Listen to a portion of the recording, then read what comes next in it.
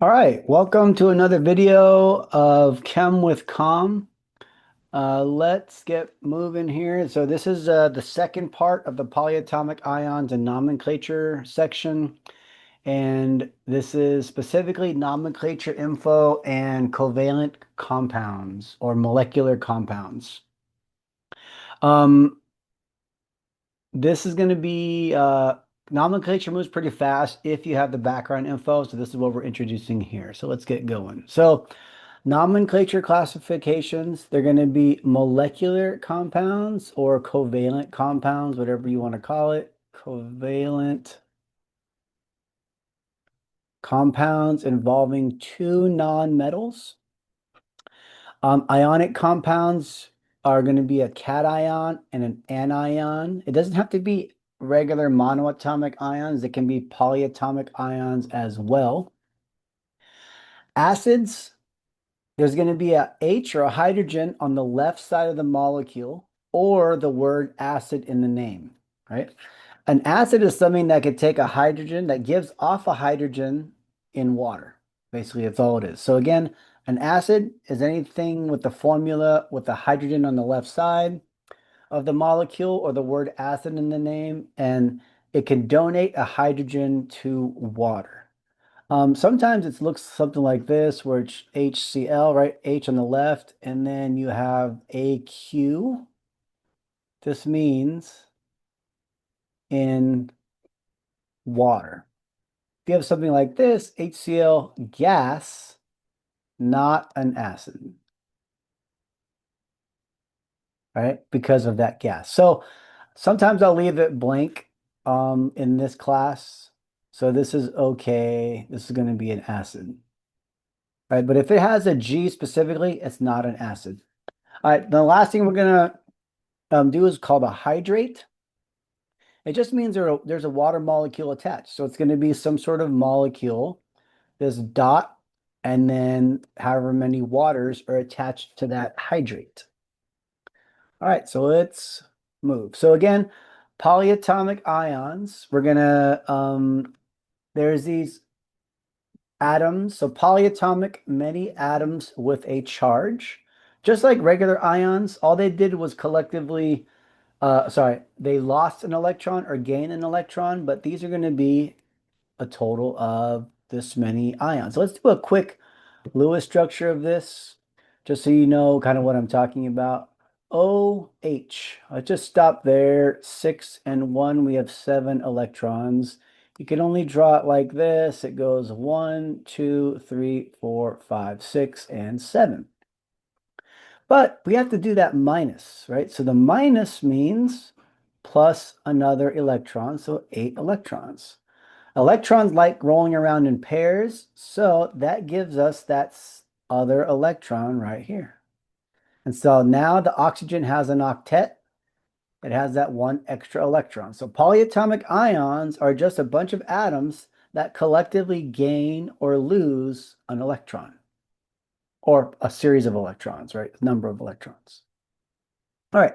Another thing we're going to have to remember is we have to know our metals and nonmetals.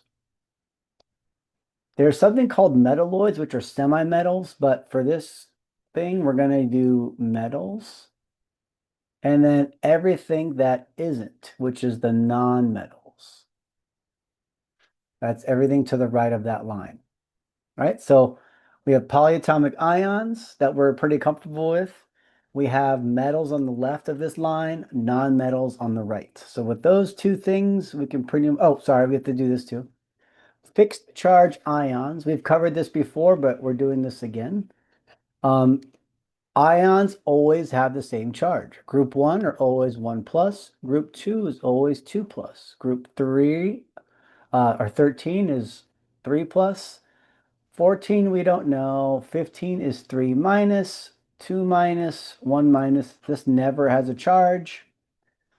I want to start here with aluminum, which is on column 13, group 13, which is a 3 plus. Then you step down to zinc, which is a 2 plus, and then you step down to silver, which is a 1 plus, right? So it goes 1 plus, 2 plus, 3 plus, right?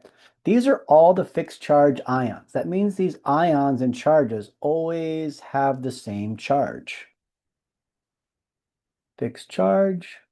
Now, something that's different than that is something called variably charged, meaning the charges can be different. So they have, like, for instance, iron can be a 2 plus or a 3 plus. This is called iron 2, and this is called iron 3. We have to put the numerals in there, the Roman numerals in there, to tell us what the charge is, right? That 2 means it's a 2 plus. This iron 3 means it's a 3 plus. All right, so on this table, everything here is a fixed charge ion. Everything that's not listed is going to be variably charged. Everything not listed. Everything not listed, right? So,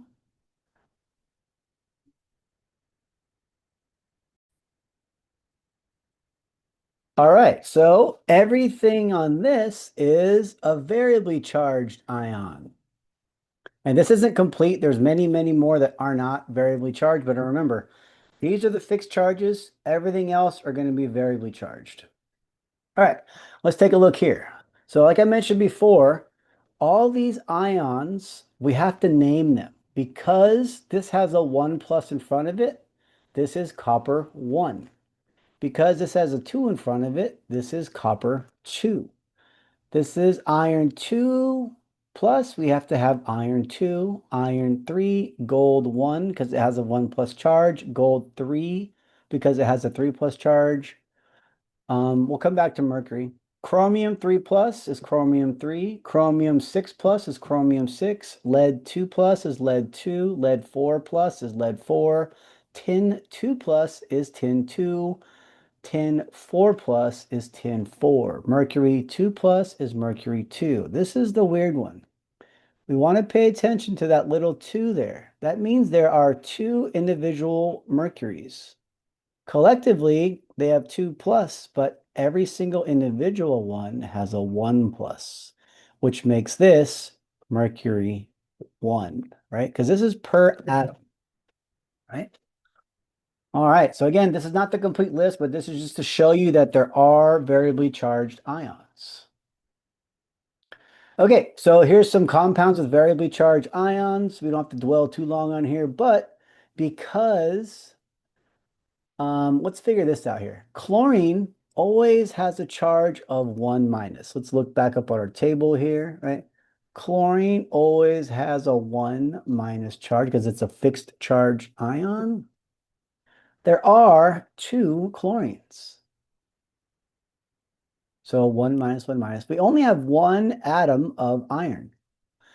If we have 2 minus charges and we need to have 2 plus charges because we're making, again,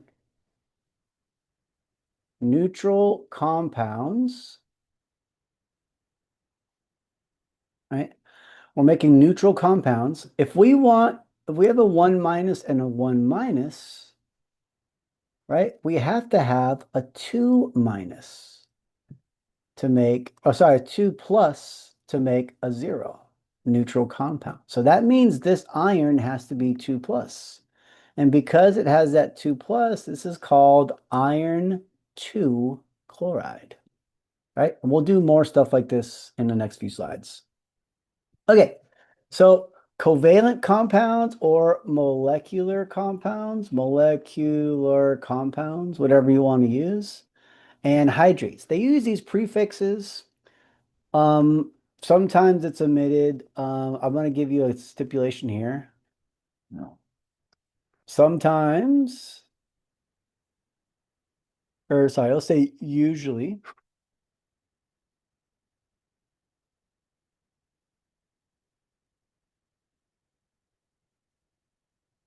Mono is omitted on the first atom. And we'll come back to what that actually means. But again, Usually mono is omitted on the first atom, but if there's one, it's mono, two is di, three is tri, four is tetra, five is penta, six is hexa, seven is hepta, eight is octa, nine is nona, that's my grandma, 10 is deca. All right, so we're going to go back to this when we start naming molecular and compounds and hydrates. All right, let's go for it. Okay, so this is a little kind of flow chart that I made to kind of guide people through nomenclature. Right? It's an idea from a different book, but I kind of made my own version. And let's try this. So let's name H2O, right? We know that's water, right? So what we're going to do is we're just going to start here and we're going to just look at the questions. Does the molecule have metals? H on the left. Let's actually do a different example real quick. Let's just get one of these because we know the answer. So it's IF7. All right. Does the molecule have metals? No. Okay. Polyatomic ions? No. H on the left for the word acid? No. So because they're all no, we're going to go this way. Now this gives us the guidelines on how to name it. First, you do the first prefix. Basically, you look at the number of molecules. I'm going to write this again pretty big here.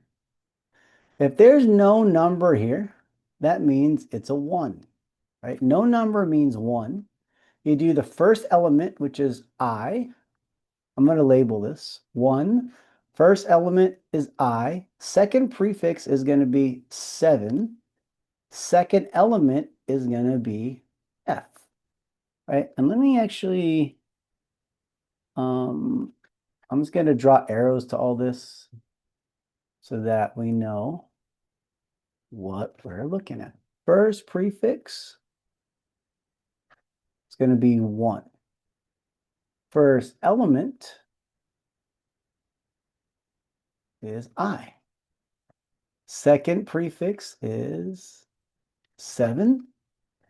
Second element is F. All right. And then let's just leave out the prefix mono for the first element if there's only one of those atoms, right? Okay, so we'll name this one IF7, right? This is going to be mono iodine, but again, we leave off iodine. So this is going to be, we leave off mono. This is iodine. And then we look at the second prefix, which is the 7, hepta. F is fluor, and then we end it in IDE. SF6, it's monosulfur, right? But we're not going to use mono. Sulfur. Hexa. Fluoride. This one is N. So, but now there's 2 of them. So that's going to be the di nitrogen mon, because there's 1, right? If there's no number, that means there's 1. Mon, and then oxygen, oxide. So again, it's the first prefix. Leave out mono for the first element if there's only one of those atoms. First element, second prefix, second element, and then change the last part to ide. And these again are molecular compounds, covalently bond compounds. These are nonmetals, nonmetals. All right, let's go through and do some of these. All right, so this is nitrogen trioxide, right? Because 3, right? And this is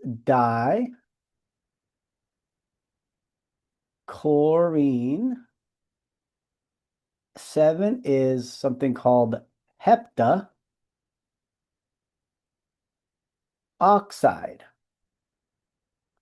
4, tetraphosphorus. Hexa, because it's 6, oxide. Phosphorus, pentachloride, so chloride, and then penta is 5.